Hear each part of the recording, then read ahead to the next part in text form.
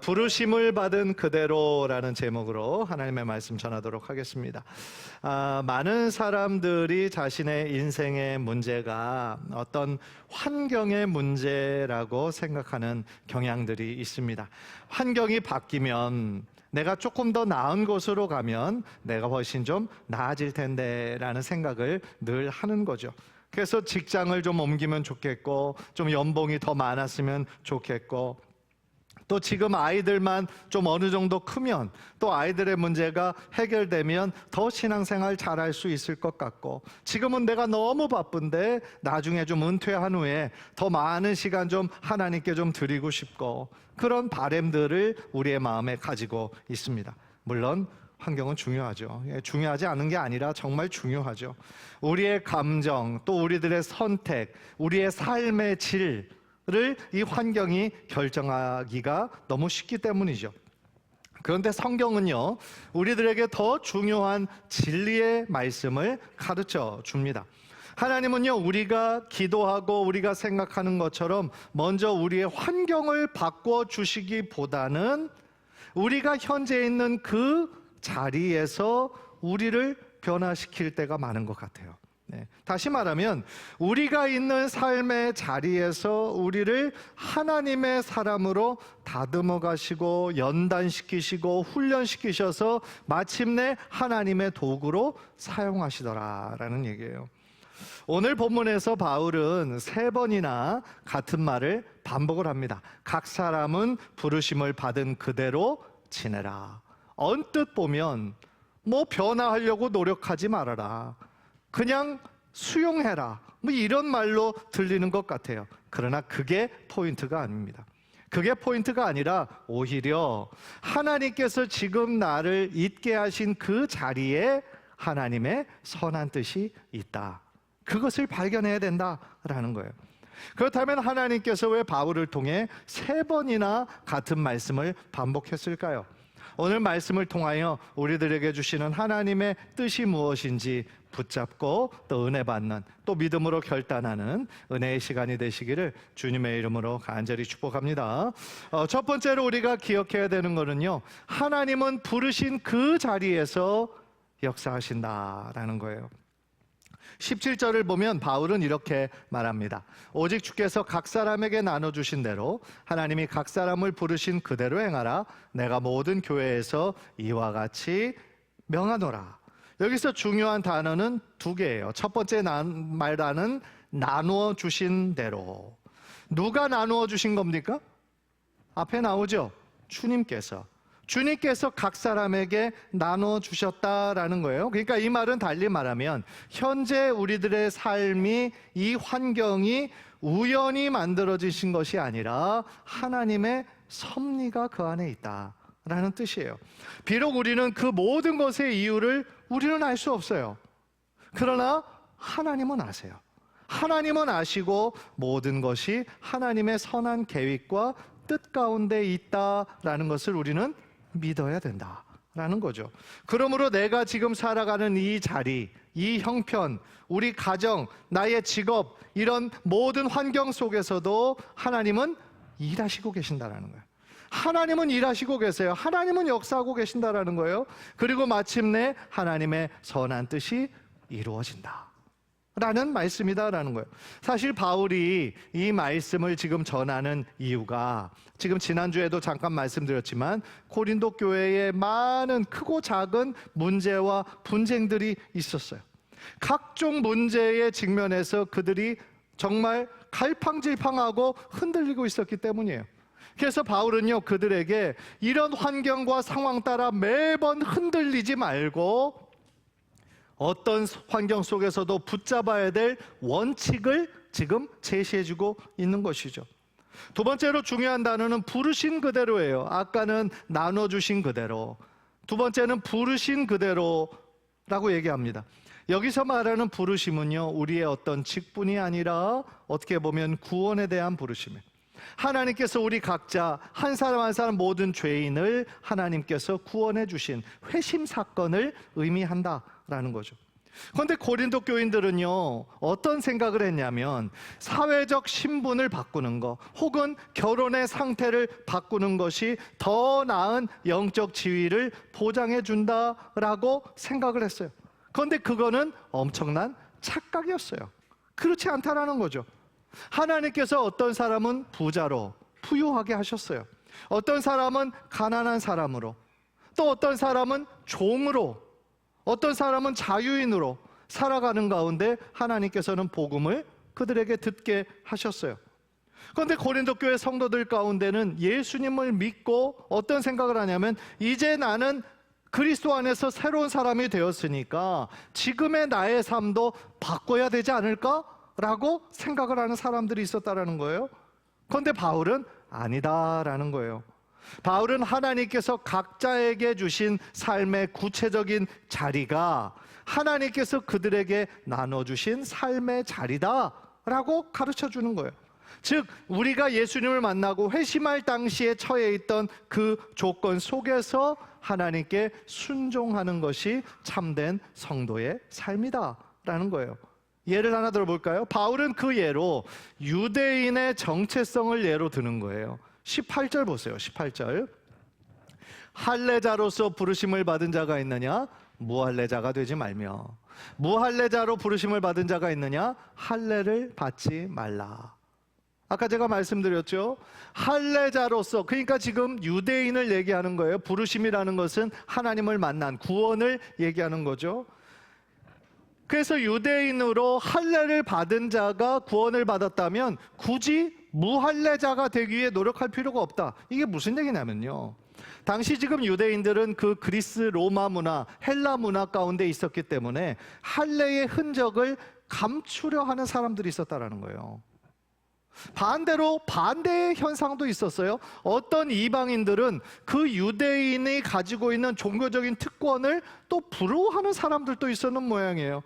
그래서 더 경건해 보이기 위해서 그때까지는 전혀 안 받았다가 할례를 그제서야 받겠다라고 하는 사람들도 있었다라는 거예요.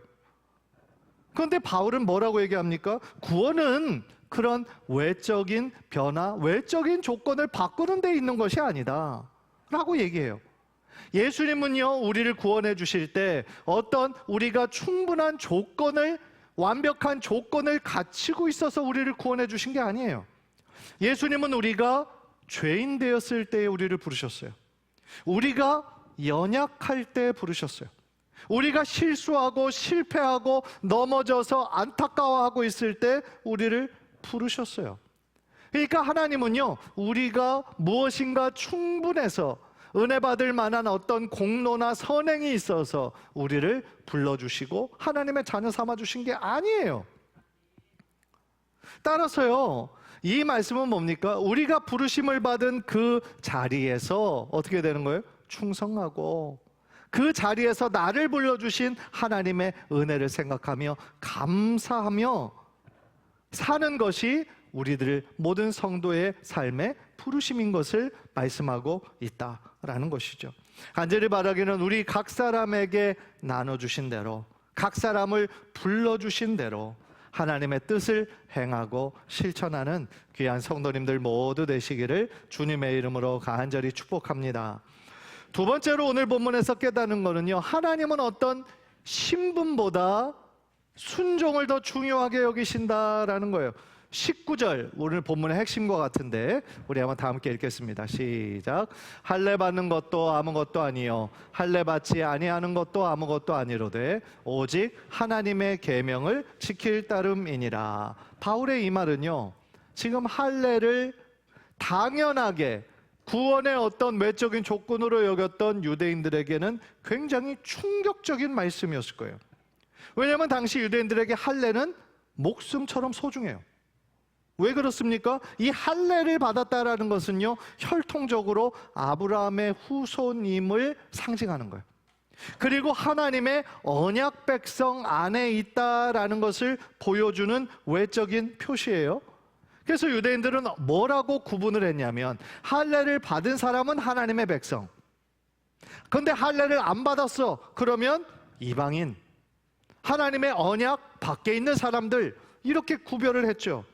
그런데 바울은 뭐라고 얘기합니까? 할례 받는 것도 아무것도 아니고 할례 받지 아니하는 것도 아무것도 아니다.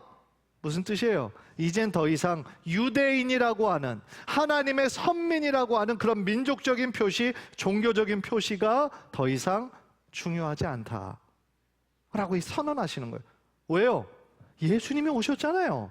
예수님이 오셔서 십자가 위에서 유대인들만을 위하여 십자가에 달려 돌아가신 것이 아니라, 이방인만을 위해서 돌아가신 것이 아니라 모든 민족, 모든 사람들을 위하여 십자가 위에서 모든 피와 생명을 우리에게 주셨기 때문이다라는 거죠.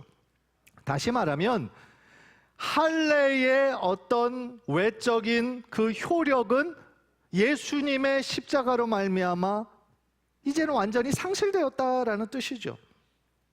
따라서요, 누구든지 이제 예수님 앞에 나올 때 단 자신의 죄인됨을 고백하고 우리 모두 십자가의 은혜가 필요함을 고백하며 하나님께 나올 때, 그 믿음이 있을 때 그 사람은 구원을 받고 하나님의 언약 백성이 된다라는 거죠. 여러분들 생각해 보세요. 이 자리에 하나님의 은혜가 필요하지 않은 사람이 있습니까? 단 한 사람도 없을 거예요. 모두가 십자가의 은혜가 필요한 거예요. 우리 모두 주님의 은혜가 필요한 거예요. 따라서 바울은 19절에서 더 이상 사람을 나누는, 구별하는 기준은 할례의 유무가 아니라, 정말로 중요한 건 뭐냐? 뒷부분에 나오죠. 오직 하나님의 계명을 지킬 따름이니라. 하나님의 계명을 지키는 건 뭐예요? 우리의 마음으로, 우리의 삶으로 순종하는 것을 의미하는 거예요. 여기서 계명을 지킨다라고 했을 때 단순히 구약의 많은 율법 조항을 다 기억하고 그것을 다 지켜야 된다라는 그런 뜻이 아니에요. 말씀하신, 율법을 주신 하나님의 그 마음을 이해하고 그 하나님의 말씀에 순종하는 것을 의미한다라는 거죠. 다시 말하면 하나님은요, 우리의 종교적인 외적인 모습보다 하나님 앞에서 순종하는 마음을 더 기쁘게 보신다라는 거예요. 이것은 사실은요, 예수님께서도 굉장히 여러 번 강조하셨어요. 바리새인들은 그 누구보다도 종교적인 사람이었어요. 당시 그냥 보통 사람들이 볼 때 바리새인과 서기관 같은 사람들은 많은 존경을 받았어요. 왜요? 다른 보통 사람들보다 훨씬 종교적이거든요.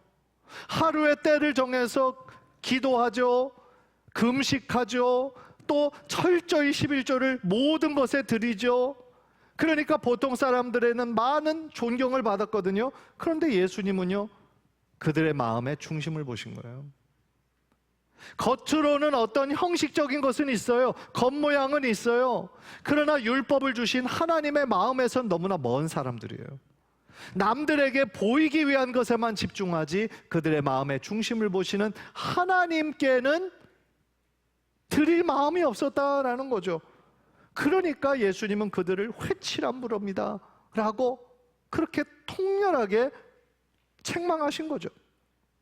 그러니까 겉으로는 경건했지만 속으로는 하나님의 뜻에 순종하지 않았던 사람들이 바리새인, 서기관 같은 종교인들이었어요.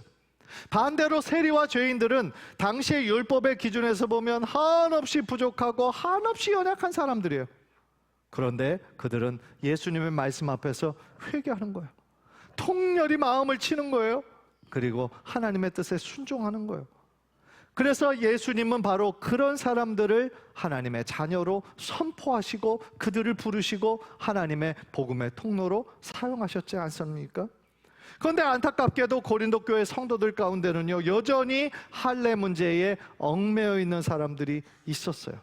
예수님께서 십자가를 통하여 벌써 율법의 요구를 다 들으시고 그들에게 진정한 자유를 주셨음에도 불구하고 그들은 여전히 율법의 멍에를 스스로 지고 무겁게 살아가고 있었다라는 거죠. 그래서 바울은 그들에게 말하는 거예요. 이제 중요한 거는 할례의 유무가 아니야, 하나님께 진심으로 순종하는 거야 라고 말씀하시는 거죠. 사실 오늘날도 마찬가지죠. 오늘날 교회에서는 직분을 우리가 굉장히 중요하게 생각을 하죠. 그런데 하나님께서 제일 먼저 보시는 건 우리가 목사인지 장로인지 권사인지 집사인지 그걸 보시는 게 아니에요. 우리가 천국 갔을 때 목사 따로 장로 따로 권사 따로 다 줄 세워가지고 그렇게 하시겠어요? 하나도 그런 게 중요한 게 아니에요. 하나님의 자녀고 얼마나 하나님을 사랑하고 하나님의 뜻 가운데 순종하며 충성하며 살았는지를 하나님께서 보시는 것이죠. 그래서 20절에서 바울은 다시 한번 반복합니다. 각 사람은 부르심을 받은 그 부르심 그대로 지내라. 왜 같은 말씀을 계속 반복할까요? 사람은요, 자꾸 자신의 어떤 환경, 신분을 바꾸려고 하기 때문이에요. 그런데 하나님께서 정말로 우리가 변하기를 원하시는 것은 우리 마음이에요. 똑같은 문제를 바라보는 우리의 마음의 태도예요. 그것을 바꾸기를 하나님은 원하신다라는 거예요. 따라서 여러분 다시 한번 꼭 기억하시기를 바랍니다. 환경이 아니라 순종이 중요한 거예요. 우리의 직분이 아니라 하나님을 향한 우리 마음의 중심이 중요한 거예요. 사랑하는 성도 여러분, 하나님께서요 오늘날 우리에게 찾으시는 사람, 하나님께서 집중하는 사람은요 우리의 스펙이 화려한 사람을 보시는 게 아니에요. 우리 마음에 얼마나 하나님을 사랑하고 얼마나 하나님의 뜻 가운데 순종하기를 원하는 그 사람을 보시는 거예요. 우리가 어떤 자리에 있는 것을 보는 것이 아니라, 어떤 지위, 어떤 환경에 있는 것을 보는 것이 아니라, 그 자리에서 우리가 얼마나 하나님과 함께 하나님의 말씀을 따라 순종하고 있는지 그거를 보신다라는 거예요.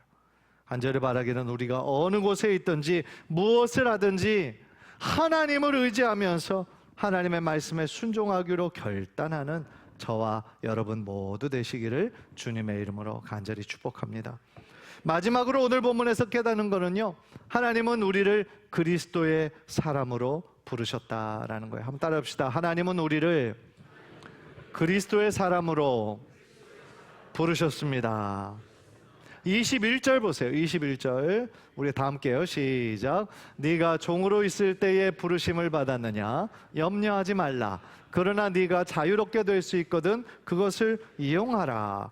당시 로마 제국에는 실제로 종과 노예들이 많이 있었어요.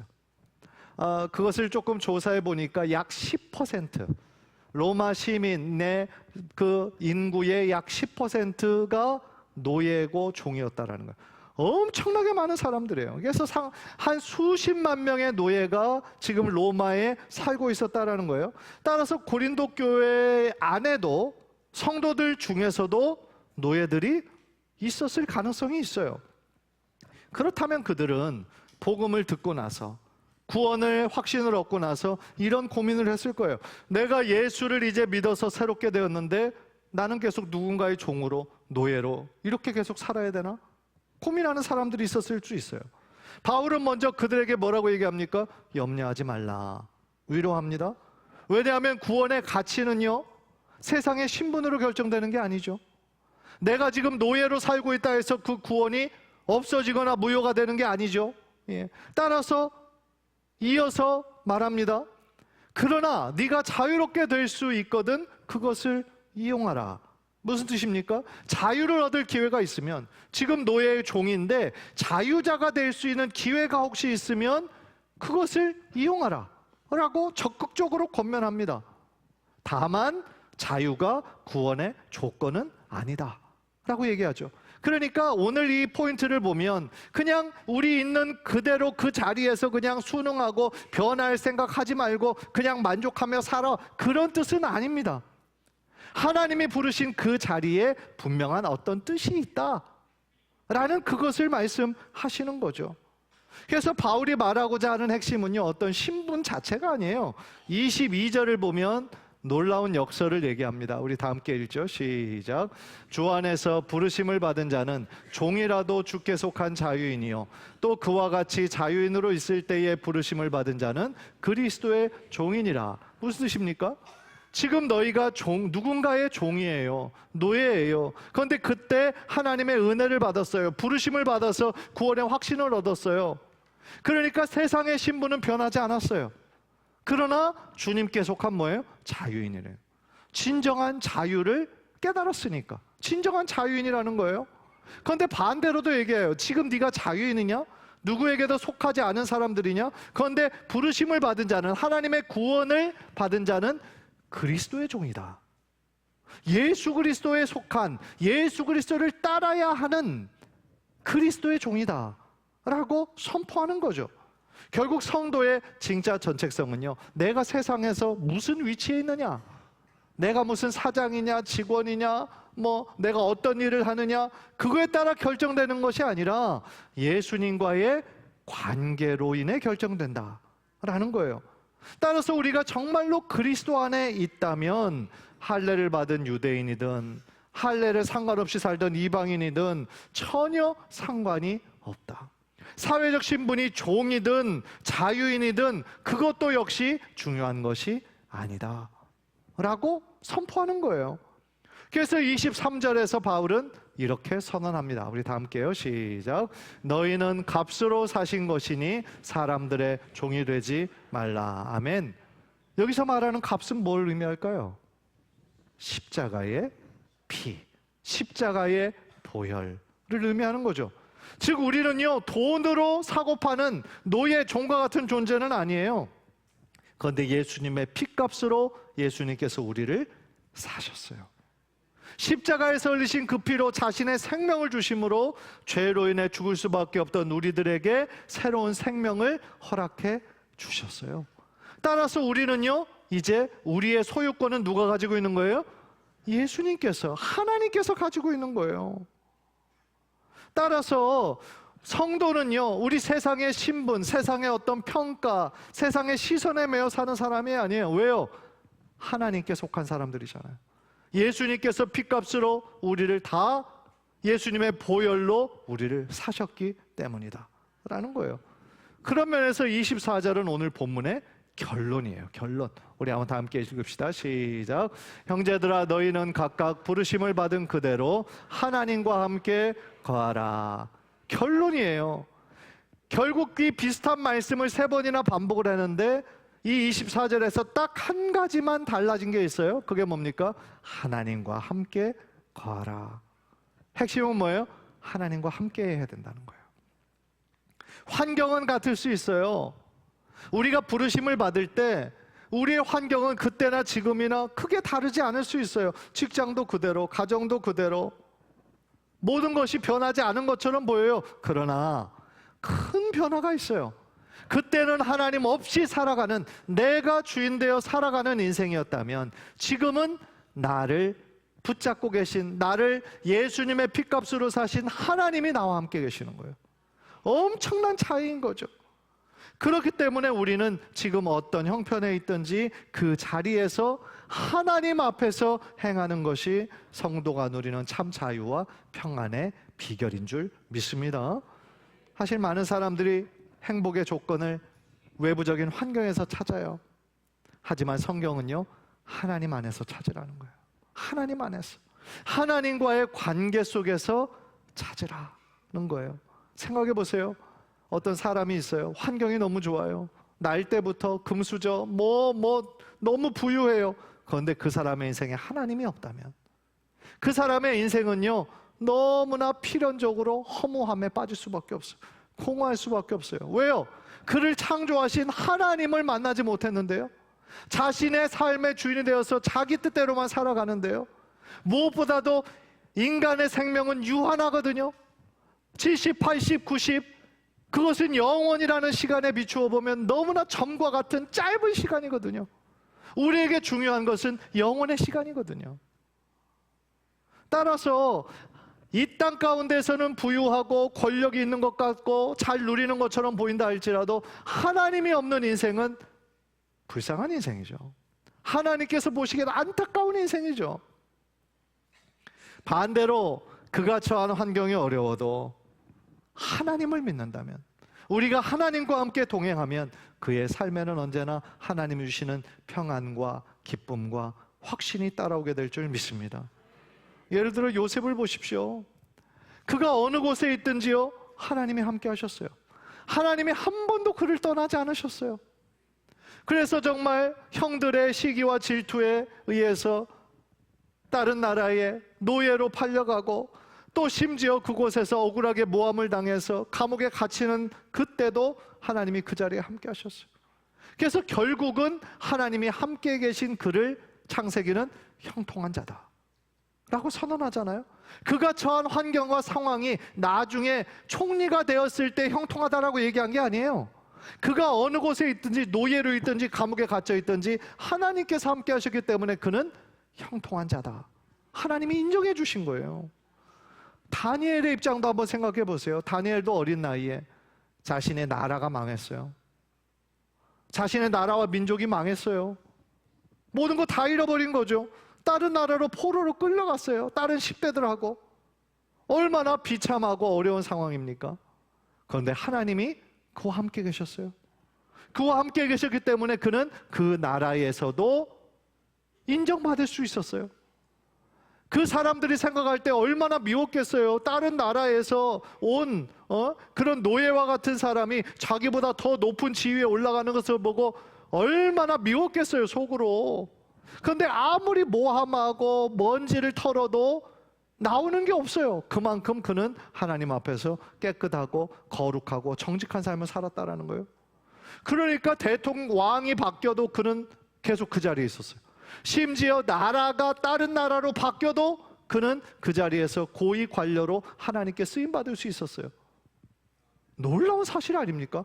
어떻게 정권이 바뀌었는데, 심지어 나라가 바뀌었는데 계속해서 같은 역할을 할 수 있었겠어요? 하나님의 특별한 은혜였다라는 거죠. 따라서요, 이 모든 경우는 우리에게 무엇을 말하고 있습니까? 하나님은요, 우리가 무엇을 바라고 생각하고 기도하는 것처럼 먼저 이 환경만 좀 바뀌면, 이 환경만 좀 더 나아지면 내가 하나님을 조금 더 잘 섬길 수 있을 것 같은데, 우리는 자꾸 거래하듯이 하나님께 무엇을 자꾸 얘기하잖아요. 이것만 좀 해주면 내가 이렇게 하겠습니다. 그런데 하나님은 그런 방식으로 역사하지 않으시는 거예요. 지금 있는 그 자리에서 우리가 하나님을 더 붙잡고 하나님을 의지하기를 원하시는 거예요. 그래서 믿음의 사람이라면 이렇게 고백하는 것이 맞는 거죠. 이 자리를 바꿔주세요가 아니라, 하나님 지금 이 자리가 주님이 나로 있게 하신 자리라면 충성하게 도와주십시오. 우리가 그 자리에서 최선을 다하고 충성할 때 어느 순간 하나님께서 길을 여시고 새롭게 축복하시는 거지, 우리가 있는 그 자리에서 최선을 다하지 않고 그냥 더 높은 자리, 더 나은 자리, 그것만을 바라며 그냥 대충대충 살다 보면 어떤 기회도 주어지지 않는다라는 거죠. 사랑하는 성도 여러분, 본문에서 바울이 3번 반복하는 말은 단순히 변화하지 말고 그냥 그 자리에서 순응하고 살아, 이 얘기가 아니에요. 환경을 바꾸기 전에 먼저 하나님과의 관계를 새롭게 하라는 거예요. 중요한 질문은 내가 지금 어떤 환경에 있는가, 내가 어디에 있는가가 아니라 나는 지금 하나님과 함께 있는가. 그게 중요하다는 거예요. 지금 여러분들이 있는 곳에서 언제나 그 질문을 하세요. 나는 언제 이 지긋지긋한 곳을 좀 벗어나나, 그렇게 생각하지 마시고 나는 지금 하나님과 함께 있는가. 그걸 생각을 하시라는 거죠. 따라서 우리의 환경보다 중요한 것은 우리가 어느 곳에 있든지 하나님의 임재를 붙잡는 거예요. 하나님을 붙잡아야 되는 거예요. 어떤 인간적인 조건보다 중요한 것은 하나님의 부르심이다. 따라해 봅시다. 하나님과 함께 살아갑시다. 하나님과 함께가 제일 중요한 오늘 설교의 핵심이다. 우리 그런 면에서 우리 옆 사람에게 하나님과 함께 살아갑시다 인사하세요. 하나님과 함께 살아갑시다. 네. 성도로서의 부르심, 성도로서의 정체성, 바로 하나님이 함께 하느냐, 그게 중요하다. 오늘만 주일날이니까, 다른 사람들 다 나를 아니까 오늘만 그냥 하나님과 함께 있는 것처럼 그렇게 포장하지 말고, 내일부터는 이제 내가 주인이니까, 아무도 보는 이 없으니까 내 맘대로 살려고 하지 말고, 하나님은 일주일에 하루만 하나님이 아니시잖아요. 그렇죠? 365일 전체가 다 하나님의 뜻에 있는 것이라고 한다면 우리가 어느 곳에 있든지 주일날뿐 아니라 매일매일의 삶에 하나님을 꼭 붙잡고 하나님과 함께 동행하면서 우리를 부르신 그 자리에서 최선을 다하여 하나님께 영광 올려드리는 저와 여러분 되시기를 주님의 이름으로 간절히 축복합니다. 기도하겠습니다.